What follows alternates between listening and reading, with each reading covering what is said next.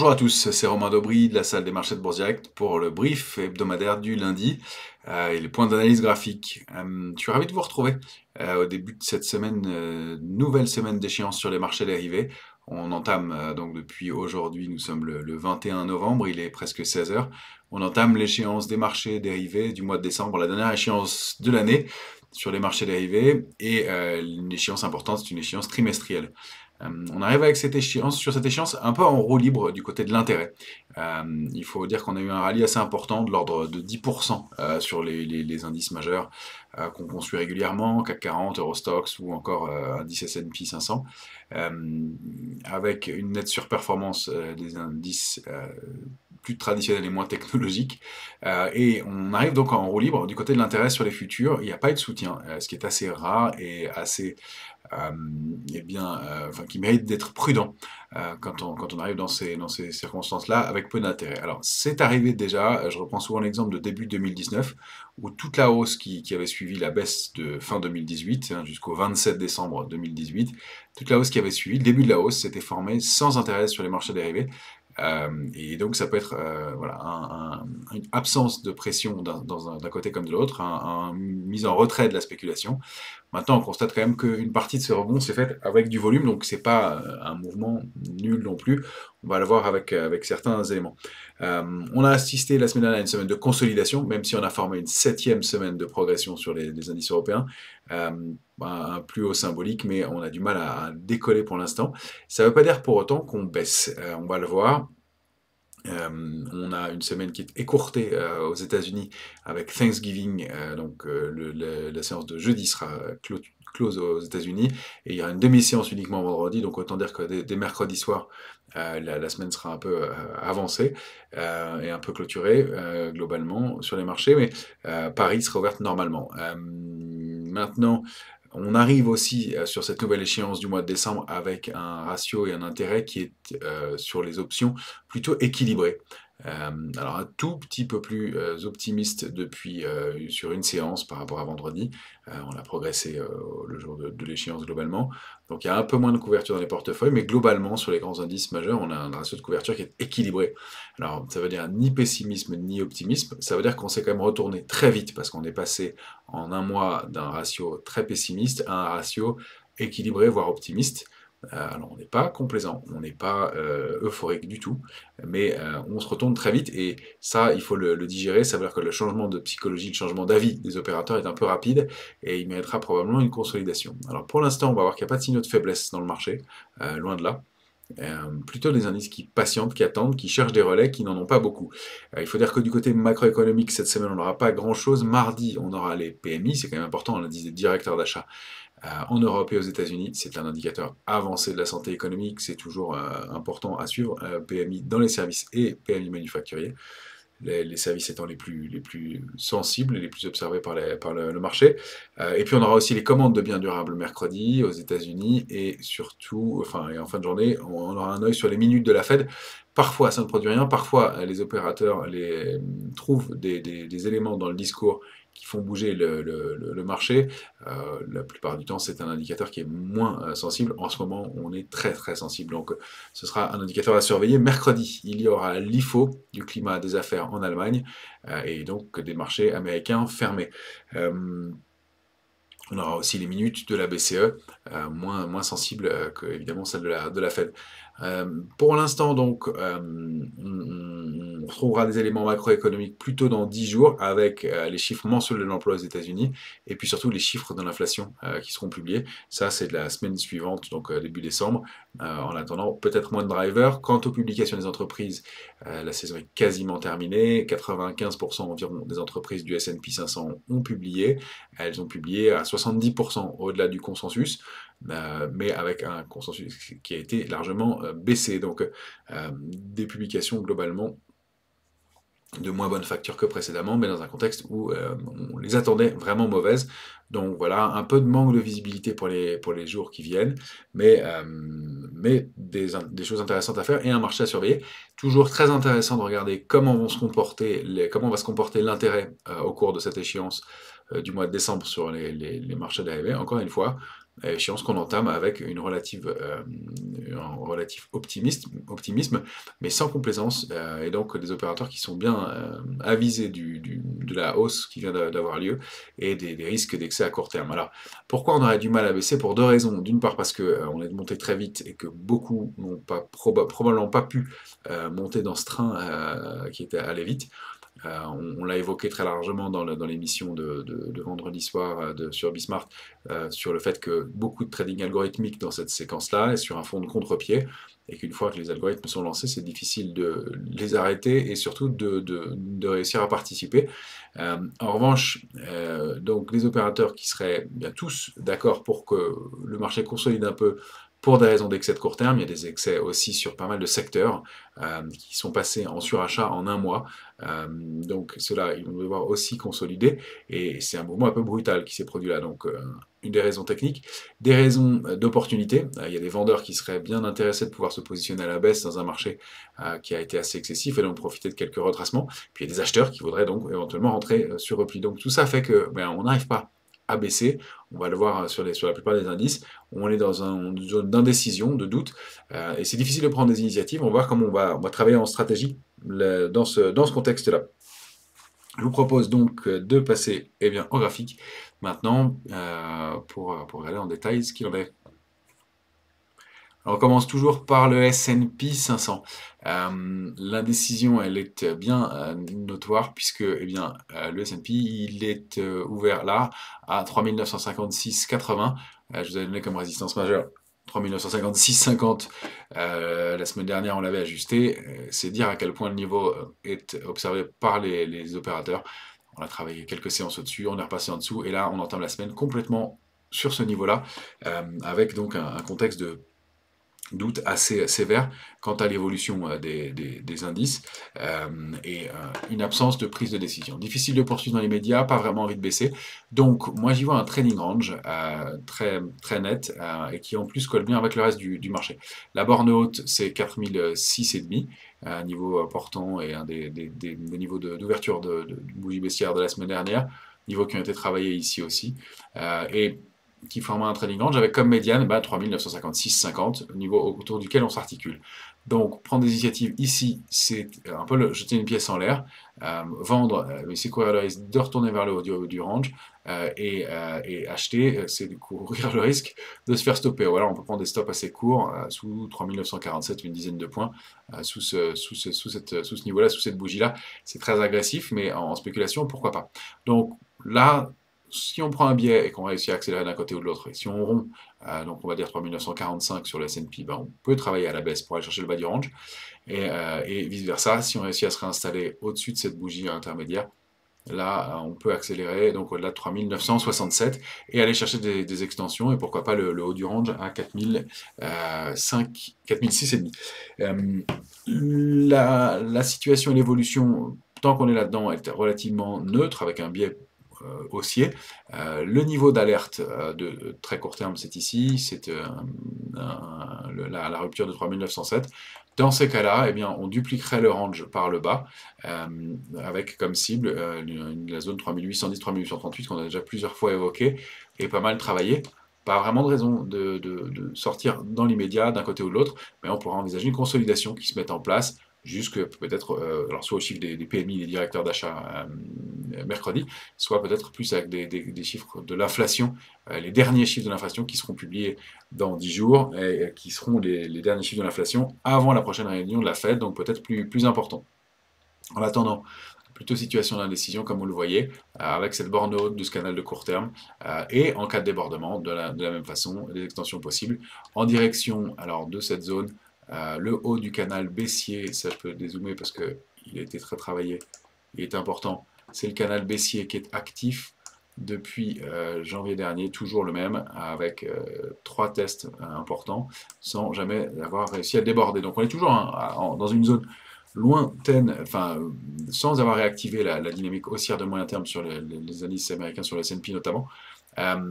Et donc, il y a cette zone de cible qui pourrait marquer l'épuisement de ce mouvement haussier. Si on veut le déclencher tout de suite, ce serait peut-être pas l'idéal, il vaudrait peut-être mieux que ça consolide un peu avant, plutôt que d'aller chercher de l'excès qui sera consolidé probablement plus brutalement par la suite, comme on l'a évoqué plusieurs fois. Donc voilà pour le S&P qui est donc en zone de neutralité de moyen terme depuis qu'il a refranchi 3810 et qui donc peut s'articuler à l'intérieur en donnant pas de signaux très clairs pour l'instant. Vous voyez que même à l'ouverture, pour l'instant, on est toujours aux alentours de 3957. 3956,5, vraiment un niveau pivot pour la semaine, avec un peu plus d'optimisme ou de pessimisme, enfin un biais plus ou moins haussier selon qu'on va s'articuler au-dessus ou en dessous de cette borne, de cette médiane du range. On va regarder le Nasdaq qui lui aussi continue à osciller autour et autour de niveaux clés, 11 638. Alors on peut aussi le voir comme un trading range avec 11 510 en bas. Le risque en accélérant, c'est d'aller chercher les supports intermédiaires. Pas vraiment de raison de rompre le niveau non plus pour l'instant. On l'a débordé avec un volume assez conséquent. Donc c'est un niveau qui a été défendu, observé depuis longtemps, qui correspond à des gaps aussi qu'on avait travaillé dans le courant du mois de juin Alerte dernier. déclenchée. Et donc voilà, apparemment il y a des alertes qui se déclenchent sur ProRealTime. Pour l'instant, donc pas de signaux haussiers, mais un niveau de throwback qui peut être intéressant dans cette zone-là. On va voir, et si l'indice veut continuer à progresser ou pas, avec, on le rappelle, cette structure qui pourrait donner des extensions haussières en direction de la zone 12 605, 12 865. Peut-être pas pour tout de suite, mais il ne faut pas le négliger, encore une fois, dans un contexte assez pessimiste et assez prudent globalement, où la hausse rend les opérateurs très sceptiques. Alors, on rappelle que bien conscient des problèmes économiques et du risque actuel du marché. Ce n'est pas du manque de vision des choses de notre part, mais encore une fois, d'essayer d'accompagner le marché et d'essayer de détecter ce que font les grosses mains et les mains fortes qui vont, eh bien, elles, déclencher les tendances. Pour l'instant, on n'a pas de figure de retournement baissière, on n'a pas de signaux de faiblesse majeure, on a un signal d'essoufflement dans le marché et pas de directionnel fort. Donc, pour prendre des stratégies baissières, j'insiste, eh bien, il faut trois choses dans l'idéal et au moins de ces trois éléments. Soit une structure de retournement baissière, ça n'est pas le cas pour l'instant. Soit un signal de pression baissière, c'est-à-dire qu'on va monter et puis on va rebaisser un peu avec un nombre de contrats futurs qui va augmenter. Soit la rupture de support majeur qui donnerait donc un signal baissier plus marqué. Pour l'instant, on n'a pas ces éléments-là, mais des éléments de consolidation. Encore une fois, prudence de ne pas vouloir attaquer, de ne pas vouloir s'opposer à un mouvement qui reste assez fort à court terme dans le marché. Voilà, petit élément de stratégie qu'on applique en ce moment, et c'est pour ça qu'on ne prend pas forcément beaucoup d'initiatives, ou on les prendra sur excès. Je voulais qu'on regarde aussi l'indice de volatilité toujours, pour vous montrer, eh bien, même si ça reste un peu tendu sur la volatilité, on est toujours sous cette oblique baissière, cette oblique haussière de long terme, qu'on n'avait pas rompu sur plusieurs séances depuis, à part cette tentative fin août, sous laquelle on est installé pour l'instant, on bute dessus, on s'articule autour. C'est pas un signal très fort encore une fois, il faudrait vraiment repasser sous 21,50, mais c'est signe que voilà, il y a une détente nette de la volatilité. Et donc, si on veut jouer des stratégies d'achat de volatilité, il vaut mieux attendre le retour sur 21,50.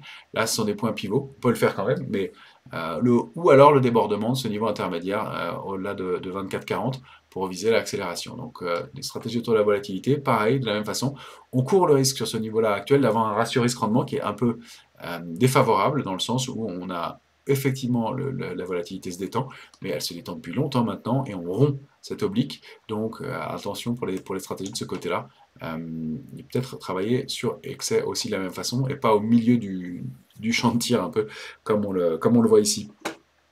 On va aller voir l'Eurostoxx et on va revenir en Europe qui nous confirme lui aussi sa tendance à l'indécision. Alors oui, je tentais de tracer une oblique qui n'a pas vraiment d'intérêt pour l'instant, si ce n'est de montrer que le marché est un peu topiche.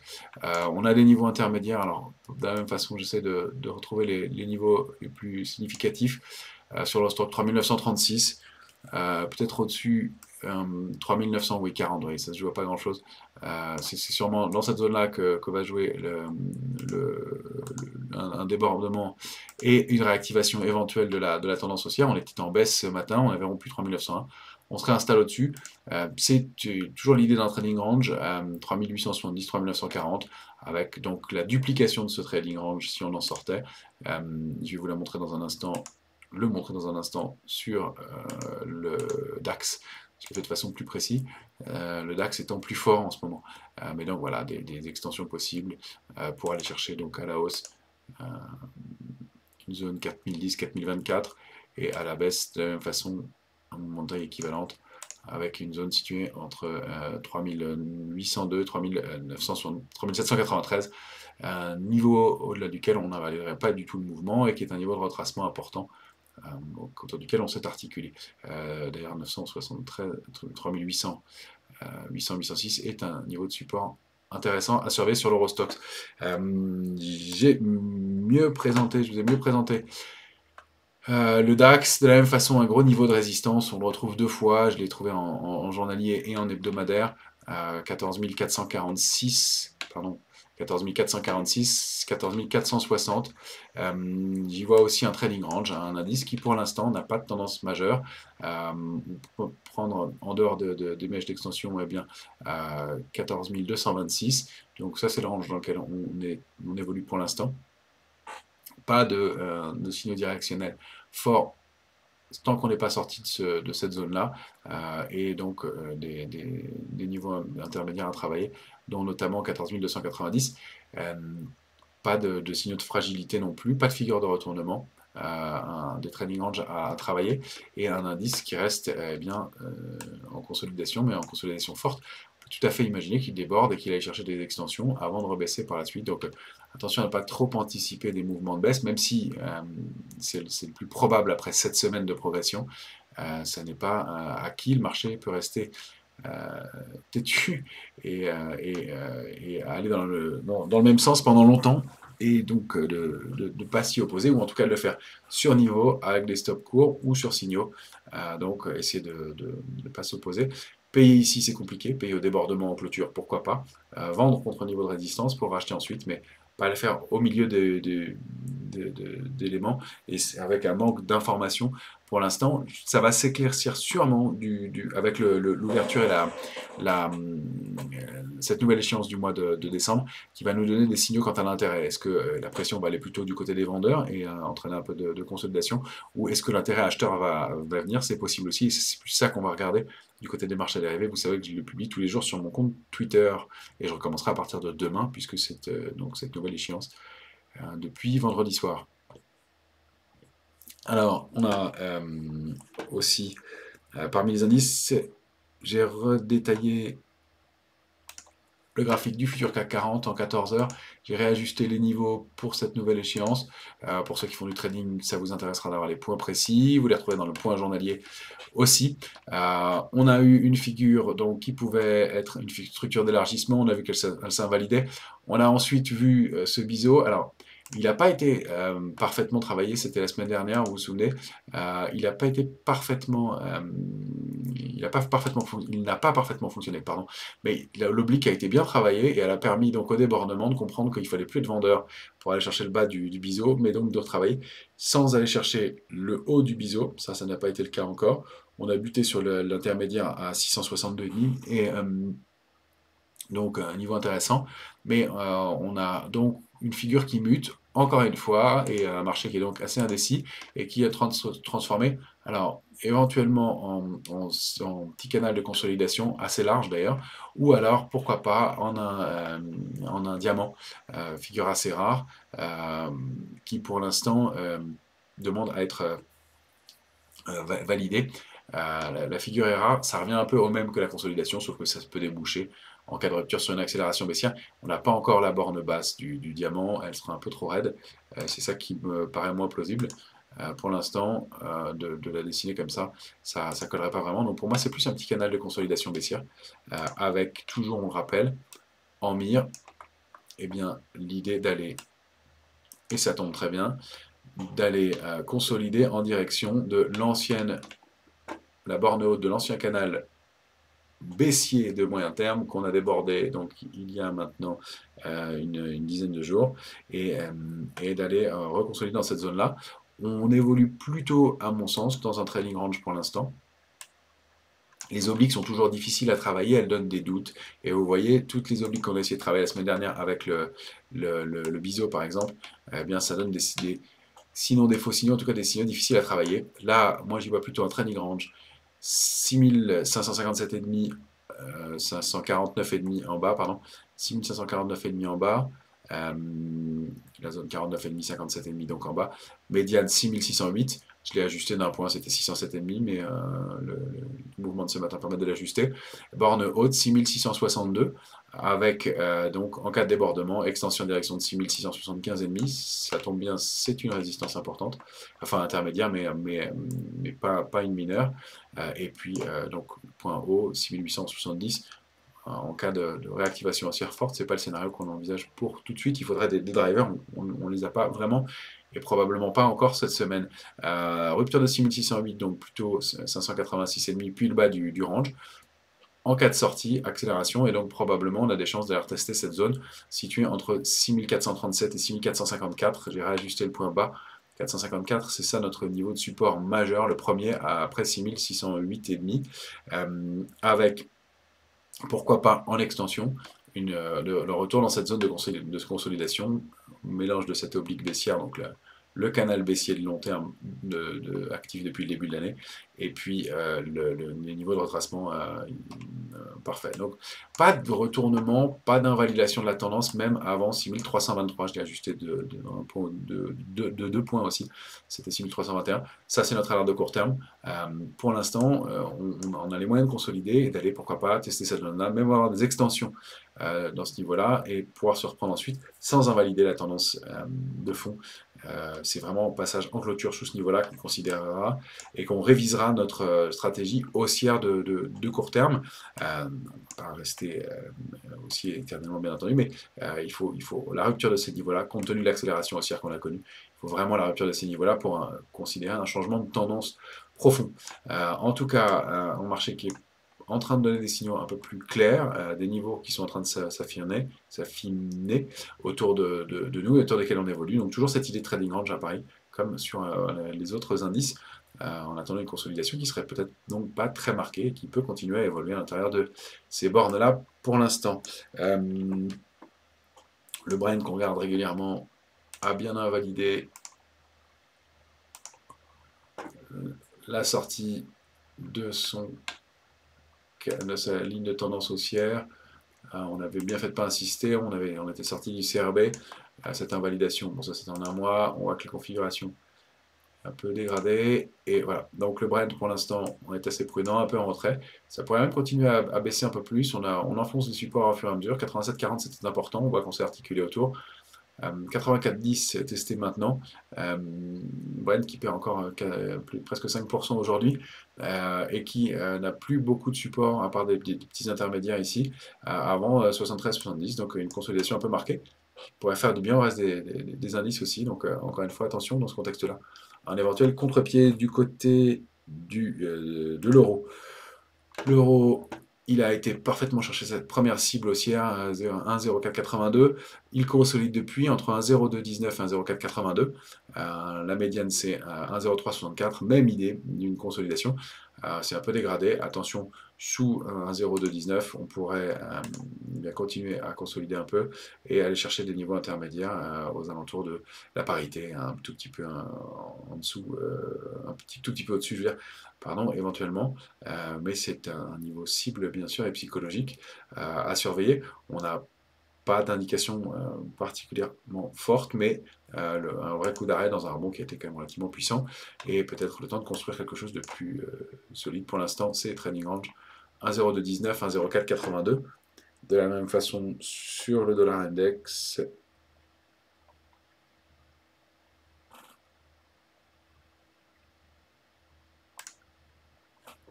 qui est là, ici. On l'avait vu, ce sommet en tour, après une accélération baissière, rupture du canal haussier actif depuis plusieurs semaines, ça c'était en hebdomadaire, et puis en journalier, voilà, on était quasiment allé chercher la cible, petit retour depuis, un dollar index qui est maintenant a invalidé son mouvement aussi, bien entendu, qui est pareil en consolidation entre donc un 0,496, 1,0795 et sans tendance. C'est plutôt au milieu de la médiane pour l'instant, donc attention, prise d'initiative toujours au milieu du range, même si on a un intermédiaire ici à 1,0683, le biais sera plus haussier ou baissier selon qu'on sera au-dessus ou en dessous. Voilà ce que je voulais vous montrer du côté des indices. Ah non, un dernier indice important, le FTSE 1000, l'indice italien, pour...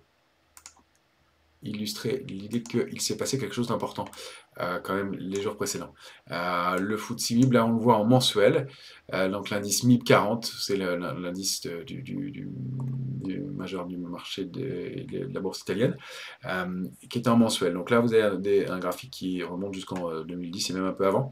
On voit ce niveau majeur qui a été travaillé en 2009, qui a été travaillé en 2015, en 2018, en 2019, débordé en 2021, sous lequel on est repassé depuis juin dernier et qu'on réintègre depuis une semaine. Euh, je vais zoomer un peu. Après avoir consolidé sous des niveaux clés. Donc c'est vraiment un niveau clé qu'on déborde ici. Il se passe quelque chose. C'est pas un mouvement neutre. Et donc il faudra le confirmer en clôture mensuelle, bien sûr, la réintégration de ce niveau. Mais on est le 21 novembre maintenant.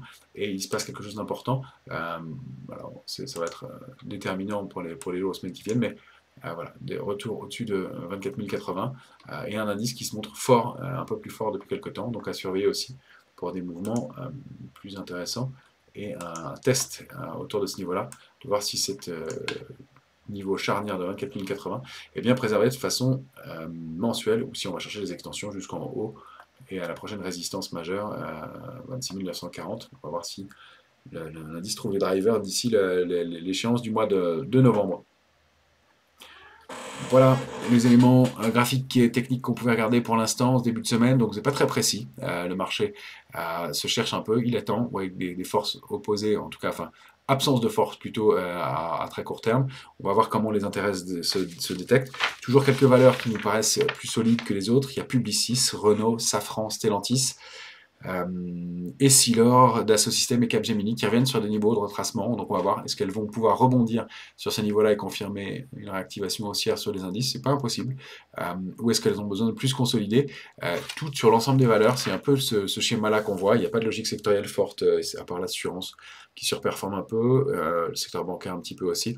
Mais il n'y a pas de logique sectorielle forte. Plutôt des indices qui ne donnent pas des valeurs, pardon, qui ne donnent pas d'indications claires à très court terme, qui sont dans une phase soit de consolidation, soit de retournement, mais on n'a pas les éléments encore pour déterminer si c'est juste une consolidation à plat ou des structures de retournement qui se mettent en place.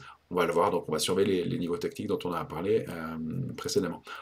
Voilà, je vous souhaite une très bonne semaine à tous, et encore une fois écourtée aux États-Unis des jeudis. Pour les éléments techniques, etc., vous pouvez toujours regarder ce qu'il en est pour le service Info d'Expert, des éléments en détail dans l'explication et dans